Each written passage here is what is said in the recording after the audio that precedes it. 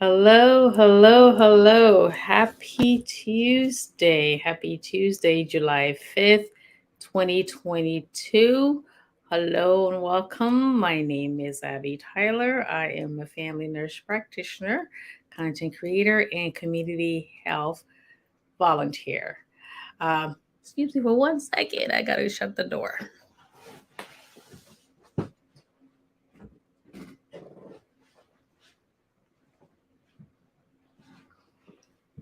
Okay, sorry about that. Again, welcome to my Tuesday show. For those of you who are new here, welcome. Also, I have a show on Tuesday at 7 o'clock and Friday. I do a Friday chat with Abby at 7 o'clock also. So thank you for those of you who will be watching now. I say thank you. For those of you who will be watching later, I say thank you. So today's show is about top 10 tips for making the most out of your doctor's visit or appointment. First of all, I'd like to say hi. I know it's the day after the holiday, and it was, for those of you, we have fun with family and friends. I left the other video prior to this on Friday, on Saturday, saying everybody should be safe. And we all know so many things happen over the weekend and on the holidays. So for those people who are affected, and we're all affected regardless of directly or indirectly, prayers for the country. That's all you can say. Prayers for the country, because until the people who are in charge of making the rules and people start making things to change things around, and people start getting all the different help that they need to address their problems and all that, we'll just be in this vicious cycle, unfortunately. But today's show is about making the most out of your doctor's visit. I didn't want to come back from the holiday with something really heavy, but this is also very important.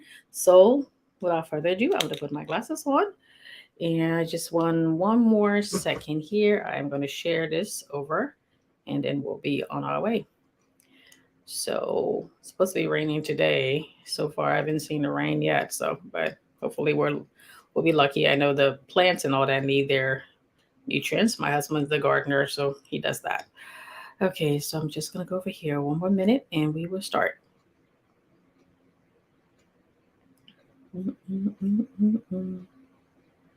Okay, alrighty. Okay, alrighty. So, welcome. I'm going to go to my notes here. Okay, so the top 10, I kind of alluded to most of these, other videos and all that. Also, we did a show last year about when you go to see your doctor, what to get ready for, and all that. So I'm gonna put that in the comments section so you guys can go over read that, and then also come to this show or watch this and also go back, because that's they deals with almost similar, but it's a little different. Okay, so some of the top 10, I got this nice article, and like I said, also from my practice also. So the most important thing is some people don't like going to the doctors anyways, because there's so many things. Nobody wants to go there, and they're going to tell them, okay, you have this, you have that, or test results show this, or I know there's something else that we need to deal with. But it's something that we all have to do to make sure we stay healthy.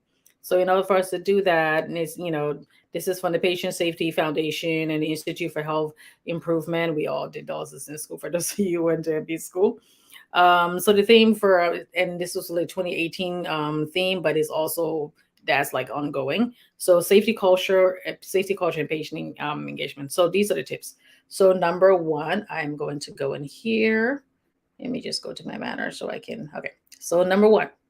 Okay, number one, set your goal. Know what are you expecting out of the visit. Is this going to be a checkup? Like I said before, you call in, tell them to tell you what your chief complaint while you coming in. Is this for a checkup, just for annual visit? And they'll go over different things, especially for women, you're screening, for men, you're screening, and your vaccination, anything like things that is sex specific and also age specific. Go over that, which will take a little longer visit, or is this for a follow-up from something they told you to come back in 3 to 6 months, or for about a month, maybe blood pressure recheck, or to review your labs and all. So you want to make sure what the visit is about, and you want to tell the staff when you're making the visit, because like I said before, there's 15 minutes allotment for each patient, follow up, and then 30 minutes for new patients. So if you're coming for different things, you have to let them know ahead of time so they can have you scheduled, so you're not in the room there, and also you being not rushing out, but because we have other patients, so we don't want to run into the other patient's time or go too far over when so many people are waiting. So you want to make sure you have this information set, and also when you go in there, you're there with the doctor or your provider, and everything is being done that needs to be done.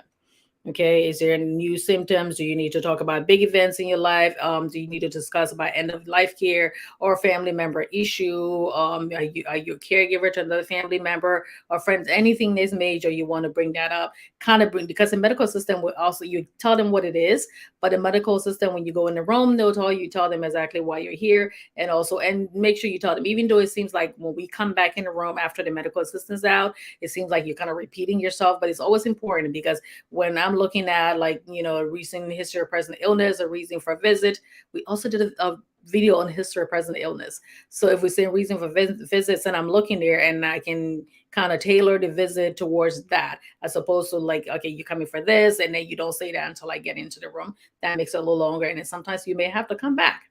Okay. Number two, keep a medical log and bring it with you. As I talked about in the visit before with stress management and having to deal with children who have chronic illness, you want to have your if you mean to come in with your notebook or a little notepad, have it down. Have all your the medications you take. Make sure to cut the medication. Don't say my heart pill or my this pill or my that pill. There's so many different pills for blood pressure. There's so many other pills that work with the heart. There's so many pills that work with the kidney. So you make sure you have down the name of the drug, the milligram or how many dosage, okay, and including insulin, and how often you're supposed to take it, and what days you're not supposed to take it, when you're supposed to take it, and all that. That's always important. So bring that with you. Bring your medical history with you, and all every time you come in, and also when you see other doctors too. If you were in the hospital, because usually I will ask the patient, I'll say, "Have you been to any other doctor, or have you been to any other, or were you in the hospital the last time you got?" Because if you were in the hospital, then I can just go back. If we have access to your hospital records, I can just go right back into it and just read that ahead of time. Also, that would be something you want to include in your visit.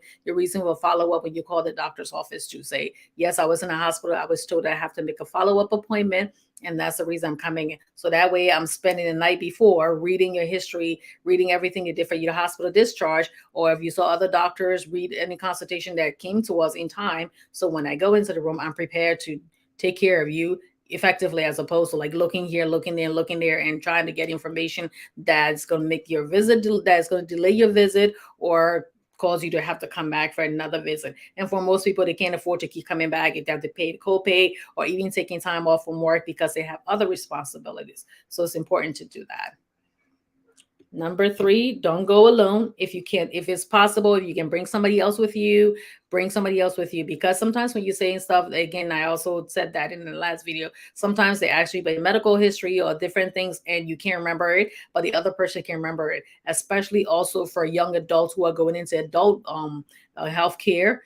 Many things you're not going to remember. Your parents or guardians who you lived with will remember things when you're early in your childhood, because most of the time you don't have your medical records right there, and you don't have time to go back into, because chances are more than likely they send like the paper chart and it has to be put into the system. So just something they talk about, like this, okay, well, did you have any kind of illness when you little, did anything, any other family member have anything, so they can put everything together. But even if you're older too, you have that other person there who can kind of bounce up information, and that can also speak on your behalf and also advocate on your behalf when you're speaking to your provider. I'm going to say provider because provider meaning doctors, NPs, PAs, like doctors, and then NPs and PAs are mid-level providers, but it's most everything is all providers.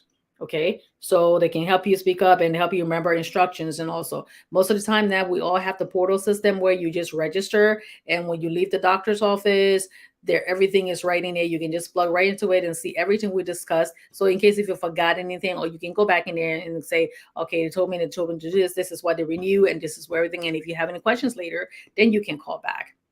All right. Number four, tell your story. Be clear, be complete, and accurate when you tell the doctor about your concerns. Sometimes, like I said, you can bring your family member with you. Sometimes they will ask you certain questions. The medical assistant again will ask you certain questions, and they'll have that written down or have that in the computer before, like, I go in there. So make sure that the story that you tell them is the same story that you're going to tell me even though sometimes, like I said, again, it's going to seem redundant, but I'm going to ask you, and there are ways to that what they wrote down, I'm going to ask you in a different way also to be able to get more information about that. Because there are times when you say something to the medical assistant and I come in and I ask my history and all, it may be a little different. I may trigger something else that you didn't say before that you remember, that especially sometimes patients say, I came in with my knee pain, and my knee started hurting me like 2 days ago. And then, okay, so they had the okay, knee pain, right knee pain started 2 days ago. And I come in and I say, okay, have you ever had this pain before? And then usually it'll be like, oh yeah, I had a pain before, but it went away and now it's coming back. So then all of that, the time when the symptoms began to when you're sitting in front of me, it determines the urgency of the care, and it determines the length of the care that I'm going to give. I'm not going to say, oh my goodness, you probably if you fell down and hurt your knee and you're having a lot of pain in your calves, I want to make sure that you don't have a blood clot. As opposed to, well, I had this pain for like 10 years now, and went away, and I was taking medicine, but the medication doesn't help. So I just need to see what's going on. Then that tells me, okay, do I need to send you for x-ray? Even though I was saying for x-ray, the other one, but x-ray, or we just start off with physical therapy and then we'll move on from there and send you to orthopedic also. So make sure your story is complete, and you're not going to remember everything. There are a lot of people who don't remember everything. Because even sometimes when I go to my doctor, I'm like, oh yeah. So it's always good again to have that written down, have your little log. It's going to be difficult, especially the older you are. It's going to be hard to remember everything that happened from the time you were a little kid that you can't remember. But just jot down the major things, so when they're asking you those questions, you can have that. Okay. Alrighty. So number 5 is be realistic about your visit. Uh, Again, you come to the doctor's office, be realistic. You're not going to come in there and we're not going to solve all your problems, especially for those who come in for like their first visit and they tell you, doc, I got like all this information, I got all this stuff.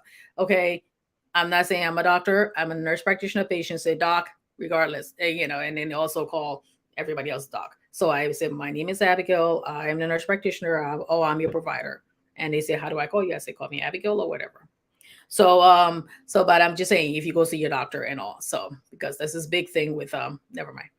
Anyways, so you go to be realistic. Don't go in there and talk about everything that is wrong with you, because there's no way we can get to everything that is wrong with you.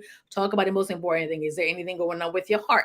Is there anything going on with your kidneys, especially going with the liver and the brain, or like you having dizziness or severe headaches that you can't explain, and you go into the bathroom, or anything that's like critical that we need to know? Talk about that first, and then we'll tell you you may have to come back for other things, because you have a 15-minute visit. There's no way we can solve everything. Even if you came in with 2 problems and their major problems, would address part of the problems, because in healthcare, anything that affects one organ kind of affects the other organ, especially one major organ. If your heart, if you're having problems, palpitation and everything, if your heart is not perfusing the blood and everything right way, of course you're having difficulties in your legs and circulation. So we'll talk about that. So be realistic. Don't say I went in there and they only said they wanted to talk about 3 things. I mean, we're not going to say, oh my God, no, we're not going to talk about anything else. But I will tell you, what are the major things that we need to talk about today, and would address that. And the next thing you come back, because those things, I'm not concerned, but they're not going to affect your life in the next 2 weeks to where you need to be seen again. Okay, so we'll be realistic about the things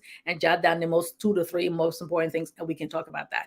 Now, if you come in for a problem visit, we're going to be discussing the problem that you came in with. Mainly when you come in for your physical, then we'll talk about different things. And sometimes maybe even come in and say, I'm coming for something and I know it's going to be a little longer, or the staff know it's going to take a little longer. Then they may put you in the longer slot, a different time of the day where it's not going to be too busy, where we're not going to be in and out of the room that quickly. All right. So did I do number 5? And I go to number 6. Number 6 is understand the recommended plan of action. Okay.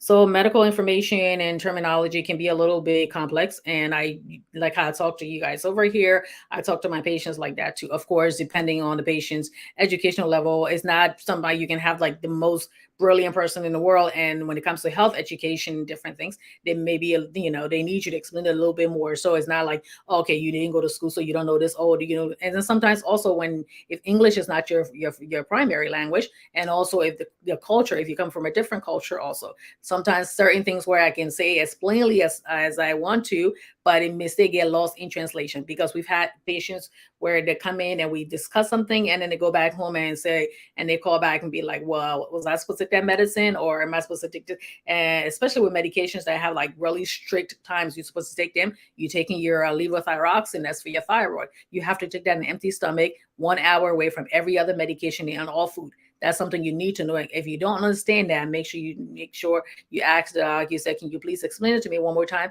And again, I will tell you there are things in the portal that you can just go back and read it, especially is there. And also we give different instructions, and also it's clearly there, so you can look at it and always call back and ask to speak to the staff and say, I didn't understand something. Can you please just have her call me back, or can you please explain? Because usually you will write out what notes and the medical assistant can just kind of read it to you.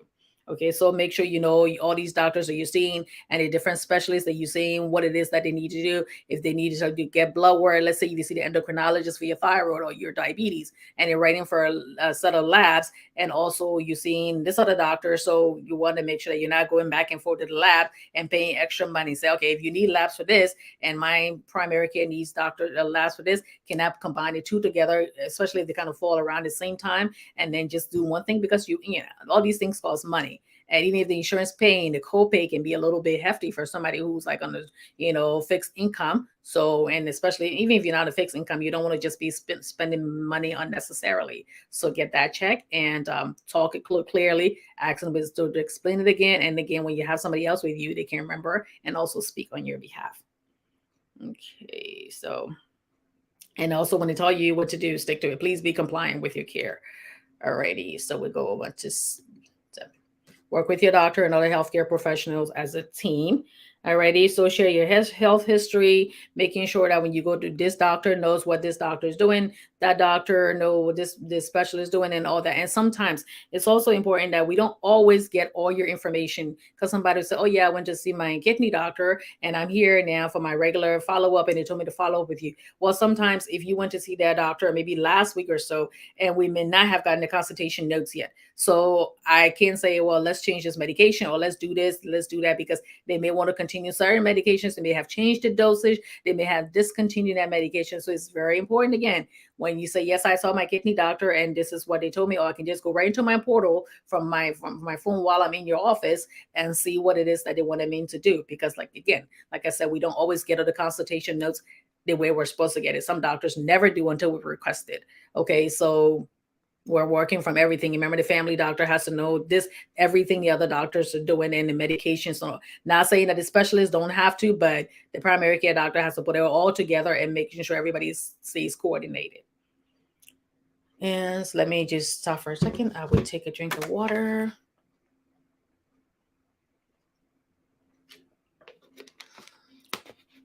Okay, and I'm just going to see what this comment is first before I don't lose my place. Okay, Jackie Jackson says some people get nervous when they are in front of the doctor because they feel they are already being judged or thought of in a negative way. So, can you speak on how to break the ice when they're in the office? Okay. Well, for that, Jackie, I will say it comes with like building a rapport with the doctor. And especially, sometimes you just come right out and say it. Just say, when I'm around here, I'm a little nervous and I don't feel that. And I hope I'm trying to get some things and I may not understand certain things. And I hope I don't come across as like not understanding what you're saying. Just be honest, because sometimes even when patients will come in and the heart rate's like kind of high, I say, your heart rate's really high right now. And they say, oh no, whenever I go into the doctor's office, I'm so nervous and my heart rate's really high. Sometimes my blood pressure is high. So I say, okay, I just want to know that, because if you're young, or even if you're older and you're taking certain medications and all that, shouldn't be where your heart should be beating that fast. So, and sometimes they say, okay, I'm just nervous. And I'm like, okay, there's nothing to be nervous about. Whatever it is that you have to discuss with me, I'm your provider. Explain it, and I'll sit there. And sometimes I sit down, sometimes I'm standing up because I'm in and out of the room. But just sit there and just say, tell me what it is. And sometimes I'm like, okay, you just go ahead and tell me, and then we can explain it. And again, like I said, as long as you're there for the visit and you know why the visit is, depends on what is there. And if it just needs to just sit down and talk, and I say, okay, go ahead and tell me, because usually we'll go back to the history of present illness. Tell me why you're here, when did this start, and all that. So eventually, as you start going back and forth to the doctor, you and the doctor will get that. Am I saying personal bias in health, and there's no bias exists in healthcare? Of course, that's, we're all human beings and we work in different fields, and even the healthcare that may be there. But once you develop a close rapport with that doctor and understanding and saying, this is how I feel, you can also talk to the medical assistant too when they come in there. And depends on the practice. They have other doctors in the practice, and you can say, okay, I have a better relationship with this doctor. Can I see this doctor? I have a better relationship with this PA or the NP. Can I see this person? As long as sometimes they want to use it to see the same people because of the continuity of care. But usually once you start going, another person says, I feel comfortable with this other person. It's nothing, the other providers will say, so fine. If they feel comfortable with that person, then let them continue with that person. So the most important thing is we want to give you the best care possible. So if it means changing providers, then fine, we'll go ahead and do that. Okay. Let me see what else. Because of that, they're unable to fully express the problems in details. Again, like I said, have it written down, take somebody with you. Again, going back to where I said, don't go alone, because it's important that you feel comfortable, and it's important that you have an advocate with you. And also, again, you can also have the person on the phone listening. Make sure you tell that person ahead of time that I'm going to be going to the doctor's office, and so they can listen carefully and also speak on your behalf. Okay, I hope I answered that. All right. Okay, going back to number 8. Okay, research options and possible treatment plans. Now, that doesn't mean that you're going to come in. Of course, when people come in with like the whole book full of Google information, and I tell people, yes, Google is helpful, but remember, every article that you read on Google, it tells you that you're supposed to make sure that that it's a general information. So don't take it. Don't say, okay, well, doc, they told me to do this, and how come you're not doing that? Like some people, people come in, you're diabetic, and then we do your labs and all, and we look at your kidney functioning, and if your kidney function is already poor, we're supposed to start you on certain medication for diabetes management, type 2 diabetes. You're not going to start on that because your numbers are poor. So by guidelines, we can start you on that. We have guidelines that we go by. We can tweak it according to, then we have to be able to tweak it according to the patient, because we're not just looking at one test result. We're not just looking at one, like, when for X-ray or MRI or this, we're looking at everything else. So tailor your care specifically for you. So if you come to me and say, oh, well, my cousin's doing this, and my brother doctor said this, and this person said this, well, let's look at your lab work. Let's look at your medical history. So let's look at everything, all the other risk factors that we're looking at, that says that the treatment that your brother is getting, or your sister's getting, or your friend's getting, it does not fit your profile. Okay, so you can bring in, I love for you to be educated in what you're doing, but some people go on certain things and they say, oh, I see that little mole on my foot, that means I'm dead. That's why, they say if anything is, and it's like, no, maybe you just need to see the dermatologist, and they can just biopsy and make sure. It could be nothing. It could be something completely, benign, and you already like thought to the worst part. And that's one of the things too. Now, when you have your test done, they just release the information right away to the patients before the information even comes to the provider. So by the time let's say you get a test result on Friday, and by Tuesday you come to see me, you've already read like 20 Google articles, and you're totally scared and everything else. I'm not saying that, okay, may not be, okay, there's something bad that looks on there if it's there, especially certain keywords. But at the same time, we don't just look at one test result, we look at everything. Well, you can still do your research. We want you to be educated. We want you to be, engaged, but at the same time, understand that your plan of care will be tailored to you. Okay. So we'll go to number 9. If necessary, seek a second opinion. Now, most doctors would be like, oh, some they say, well, when the doctor feel insulted if I decide to seek a second opinion? We're never going to tell you the treatment for this is something totally out of whack. We have to follow guidelines, and also because we are bound by, the care. We're licensed under the state that we're in, and also the country that we're in. Also, you don't want to be sued for malpractice. So we're not going to tell you something totally out of the ordinary, but we tell you this is what is tailored for you. Okay. And you can say, oh no, well, you know what? I need a second opinion. And we'll say, sure. And then if your insurance covers it, some insurance will tell you, yes, you need second opinion, all that too. I don't know all the different insurance plans, because they'll say if my insurance doesn't want to do it, then that means a conflict of interest. Not necessarily, but you can't come to me and say, oh, I have this, and they say, okay, this calls for Zithromax or something along that line, and I tell you something totally different. Of course, you'd be like, oh, okay, maybe this is not where I need to be. But yes, seek a second opinion, and that's the reason why, as and providers and everybody in the healthy and all those who are in fields like that, we also have to have our continuing education credit. We have to do all these different things in order to renew our licenses and also be recertified every 5 years. For us, it's every 5 years, but we also have our license renewed every 2 years. So before we can do that, we have to have a certain amount of continuation credit and go through that. And I mean, so we're reading different journal articles and keeping abreast of all the newest technologies and newest medications on the field and newer treatment. Also, when we come to you and present the treatment plan to you, we're not just making it up. We're not just taking something that was 5 to 10 years ago and we haven't caught up on that yet, because of course, like I said, we're abiding by rules and ethics and all right. So number 10, I want to make this long. Number 10 is reap the benefits. Okay. So congratulations, you're on your way to being an engaged patient, involving in making decisions, informed decisions. Now it's time to make the benefits, the most of your benefits when you go to the doctor. You're saying, okay, these are the things that I need to do. I got this nice article, so I have to give credit to that. But these are the things I know, all the things that I need to do to arm myself. So when I do go see my doctor, I am perfectly ready to go. And these are not all inclusive, like I said. So I didn't make my disclaimer, don't make any changes to your regimen without first talking to your doctor.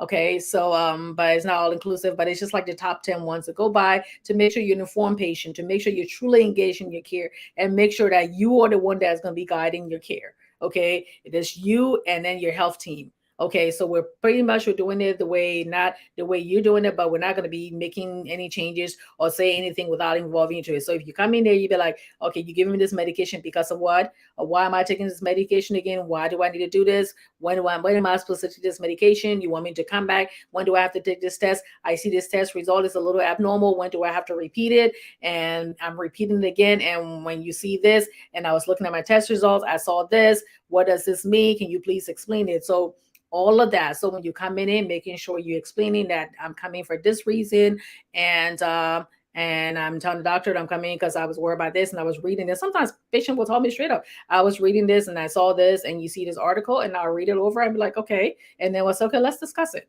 Okay. Again, you want to make sure you're doing that on the time when you go in on a visit where it's not for coming for problem visit and we're going or so many things, because it will say you have to make another visit, another appointment for medical counseling. That's the one where we'll sit there actually and then discuss a little bit more. So I'm coming for medical counseling because of stuff. Because like I said, sometimes it's expensive to keep coming back. So it's important to make the most of your visit by knowing all these things. All right.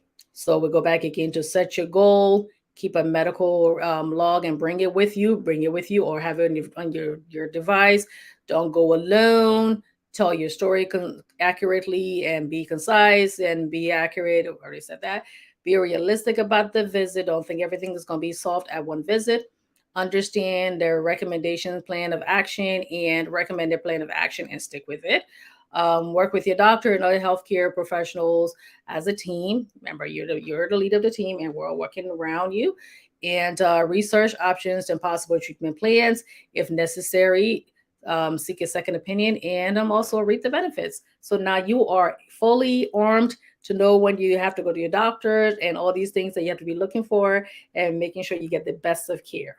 Okay, so thank you all for watching. If you've enjoyed this, what I've said here today, please, on your own, can you please share the show? Okay, because I want to be able to reach as many people as possible. Please share the show. You can share it to any kind of group you belong to. Share it on your page, or share it also for those of you family members who frequent YouTube or Twitter. It's mostly YouTube. You can go in there under the same Abby Tyler's Healthy Living.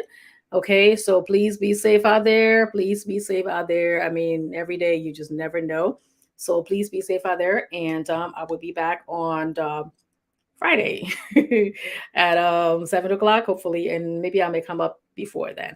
So you all take care in each other, and stay safe. And I will see you guys on Friday. Thanks for watching. Thanks for all your love and support. Good night.